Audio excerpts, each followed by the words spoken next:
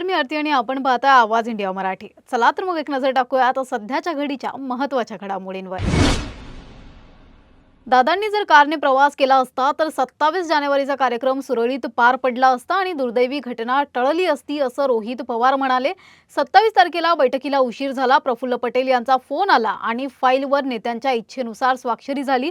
संध्याकाळी 7:13 दादांचे विमान बुक झाले. तर दादांनी सुरुवातीला विमान प्रवासाचा निर्णय घेतला असता तर बुकिंग 26 तारखेला किंवा 27 तारखेला दुपारी झाले असते. त्यांनी 27 ते 28 जानेवारी दरम्यान झालेल्या घटनांची चौकशी करण्याची मागणी केली, ज्यात प्रमुख पायलट कोणाला भेटले, कोण कोणाशी संपर्कात होते याचा समावेश असावा. यावेळी सुनील तटकरे उपस्थित होते आणि पक्षीय कन्सल्टन्सीचा शेकडो कोटींच्या कॉन्ट्रॅक्टसाठी दबाव असल्याचा उल्लेख केला गेला. नरेश अरोरा यांच्या कन्सल्टन्सीशी संबंधित चर्चा झाली होती. तर VSR कंपनी ब्लॅक बॉक्स बंद ठेवत असते या दाव्यावर रोहित पवार यांनी मोठे वक्तव्य केले. उद्या जर असं समोर आलं की विमान कंपनीचा ब्लॅक बॉक्स बंद होता तर मग माझ्या बोलण्यावर शिक्कामोर्तब होईल की दादांचा घातपात होता, अशी प्रतिक्रिया रोहित पवार यांनी दिली आहे. राष्ट्रवादी काँग्रेसच्या विलीनीकरणावर खासदार सुप्रिया सुळे यांनी म्हटलं आहे, माझं आणि माझ्या दादामध्ये विलीनीकरणावर चर्चा झाली होती आणि आमचं जे बोलणं झालं ते अजितदादांना माहीत होतं. सुप्रिया सुळे म्हणाल्या की बहीण भावामध्ये बोलणं आमच्यात आहे आणि ते सत्य आहे. सुप्रिया सुळे यांनी सुनेत्रा पवार यांच्याबद्दल ही भावना व्यक्त करताना सांगितले की एका डोळ्यात अश्रू आणि एका डोळ्यात आनंद आहे. सुनेत्रा वहिनींवर नवीन जबाबदारी आहे, पण अजितदादा नसल्याचे दुःख कधीच भरून निघणार नाही. त्यांनी अजित पवारांच्या अनुपस्थितीमुळे कुटुंब सध्या अडचणीत असल्याचेही स्पष्ट केले. परभणी महानगरपालिकेच्या महापौर आणि उपमहापौर निवडणुकीत महाविकास आघाडीला मोठे यश मिळाले आहे. महापौर पदासाठी शिवसेनेचे सय्यद इक्बाल सय्यद खाजा विजयी ठरले आहेत, तर उपमहापौर पदावर काँग्रेसचे गणेश देशमुख निवडले गेले. निवडणूकपूर्वी महापौर पद शिवसेनेकडे आणि उपमहापौर पद काँग्रेसकडे देण्याचा आघाडीतील समन्वय आधीच निश्चित झाला होता. महापौर पदासाठी शिवसेनेने नगरसेवकांना व्हीप बजावला होता. महापौर पदासाठी हात उंचावून झालेल्या मतदानात सय्यद इक्बाल यांनी 39 मते मिळवून भाजपच्या तिरुमला मोकिंद खिल्लारे यांना मागे टाकले. उपमहापौर निवडणुकीत गणेश देशमुख 37 मते मिळवून राष्ट्रवादी काँग्रेसच्या नाझमा अब्दुल रहीम यांना पराभूत केले. राजकीयदृष्ट्या महत्त्वाची बाब म्हणजे राष्ट्रवादी काँग्रेसचे नगरसेवक अक्षय देशमुख आणि रजिया बेगम यांनी महापौर निवडणुकीत भाजपला मतदान केले नाही, तर उपमहापौर निवडणुकीत अक्षय देशमुख तटस्थ राहिले. निवडणुकीपूर्वी शिवसेना आणि काँग्रेसचे एकूण 37 नगरसेवक एकाच बसमधून सभागृहात गेले, ज्यामुळे आघाडीतील एकजूट स्पष्टपणे दिसून आली. महाविकास आघाडीच्या विजयानंतर दोन्ही पक्षांमध्ये आनंदाचे वातावरण आहे.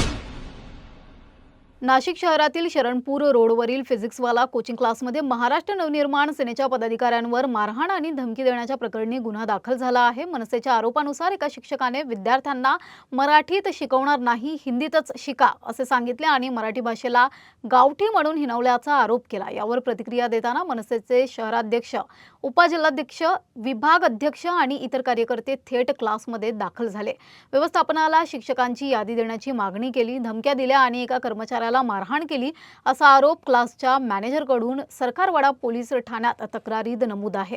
मॅनेजरच्या तक्रारीनुसार क्लासमधील सर्व परप्रांतीय शिक्षकांना 7 दिवसात राजीनामा द्यावा आणि त्यांच्या जागी मराठी शिक्षकांची नियुक्ती करावी, अन्यथा मनसे स्टाईल आंदोलन छेडले जाईल असा इशारा दिला गेला आहे. या घटनेनंतर पोलिसांनी मनसेच्या 5 पदाधिकारी आणि काही कार्यकर्त्यांविरोधात गुन्हा दाखल केला असून सध्या तपास सुरू आहे.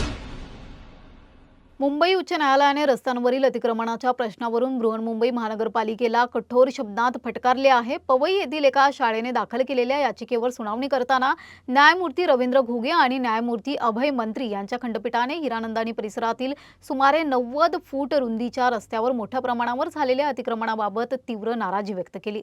न्यायालयाने नमूद केले की पूर्वी 4 गाड्या सहज जाऊ शकणारा रस्ता आता केवळ एका लेनपुरता मर्यादित झाला आहे. रस्त्याच्या कडेला उभ्या राहिलेल्या झोपड्यांमुळे शाळकरी मुले, पालक आणि सर्वसामान्य नागरिकांना मोठ्या अडचणींना सामोरे जावे लागत आहे. परिस्थिती सुधारली नाही तर महापालिका आयुक्तांना घोड्यावरून कार्यालयात यावे लागेल असा खोचक इशाराही न्यायालयाने दिला.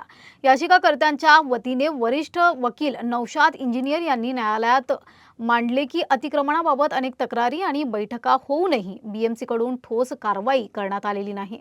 उलट पाणी टँकर आणि शौचालय सुविधा देऊन अतिक्रमणाला प्रोत्साहन दिले जात असल्याचा आरोपही करण्यात आला. परिसरात 4 शाळा असून विद्यार्थ्यांच्या सुरक्षिततेचा प्रश्नही गंभीर बनला आहे। उच्च न्यायालयाने बीएमसीला तातडीने अतिक्रमण हटवून रस्ता पूर्ववत करण्याचे निर्देश दिले असून आतापर्यंत केलेल्या कारवाईचा तपशील सादर करण्याचे आदेश दिले आहेत। या प्रकरणावर पुढील सुनावणी लवकरच होणार आहे। मुंबईत दररोज लाखो प्रवासी रेल्वेने प्रवास करतात। वेळेच्या अभावामुळे अनेक प्रवासी धावत्या ट्रेनमध्ये चढणे किंवा उतरताना घाई करतात, ज्यामुळे अपघात होण्याची शक्यता वाढते आणि ट्रेन देखील उशिरा धावते। या पार्श्वभूमीवर रेल्वे प्रशासन आणि विविध एनजीओ कडून प्रवाशांच्या सुरक्षेसाठी जनजागृती अभियान राबवले जात आहे। या अभियानांतर्गत प्रवाशांना ट्रेनमध्ये सुरक्षितपणे कसे चढावे आणि उतरावे, तसेच प्लॅटफॉर्मवर योग्य काळजी कशी घ्यावी याची माहिती देण्यात येत आहे। रेल्वे प्रशासनाने प्रवाशांना सावधगिरी बाळगण्याचे आवाहन केले असून सुरक्षित प्रवासासाठी सर्वांना नियम पाळण्याचे निर्देश दिले आहेत। अभिनेता राजपाल यादव तब्बल 9 कोटी रुपयांच्या कर्ज फेडण्यात अपयशी ठरल्याने तिहार तुरुंगात आत्मसमर्पण करावं लागलं। आज त्याच्या जामीन अर्जावर दिल्ली उच्च न्यायालयात सुनावणी सुरू आहे। कोर्टात राजपालला कर्ज न फेडल्याबद्दल फटकारण्यात आले आणि न्यायाधीशांनी विचारले की पैसे परत करण्याचे आश्वासन दिल्यानंतर का हे प्रकरण उशिराने सुरू केले। राजपालच्या वकिलांनी कोर्टात सांगितले की राजपालने काही रक्कम परत केली आहे आणि ते सेफ्टी डिपॉझिट जमा करण्यास तयार आहेत, परंतु कुटुंबात लग्नकार्य असल्याने जामीन मागितला आहे। न्यायालय आता या जामीन अर्जावर निर्णय घेणार आहे। सध्या राजपालला बॉलिवूडमधील काही सहकाऱ्यांकडून मदत मिळत आहे आणि आत्मसमर्पण करण्यापूर्वी त्याने तुरुंगातील अधिकाऱ्यांसमोर आपली आर्थिक परिस्थिती स्पष्ट केली होती। नवापूर येथील सार्वजनिक गुजराती हायस्कूल आणि सार्वजनिक मराठी हायस्कूल परिसरात माकडांचा वाढता उपद्रव गंभीर चिंतेचा विषय बनला आहे।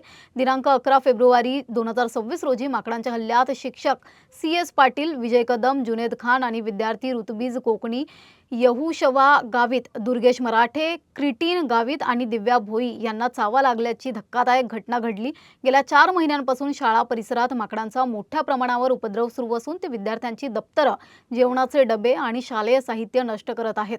काही वेळा विद्यार्थ्यांवर धावून जाण्याचे प्रकारही घडत असल्याने पालकांमध्ये चिंता निर्माण झाली आहे। सूचना देऊन सुद्धा त्यांनी पाठवलं आहे, पण त्यांनी जशी कार्यवाही करायची तशी कार्यवाही केली नाहीये। तर आम्ही प्रतिनिधित्व म्हणून आम्ही सगळ्यांनी मी सांगते की लवकरात लवकर ही कार्यवाही करायची, कारण उद्या उठून एखाद्या विद्यार्थ्याला काही झालं तर याची जबाबदारी घेणार कोण, याचं उत्तर आम्हाला हवं आहे।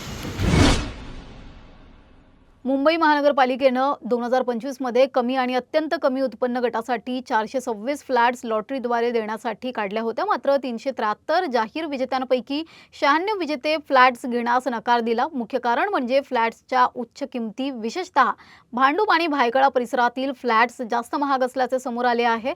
महापालिका आता या रिकाम्या फ्लॅट्स वेटिंग लिस्टमधील उमेदवारांना देणार आहे।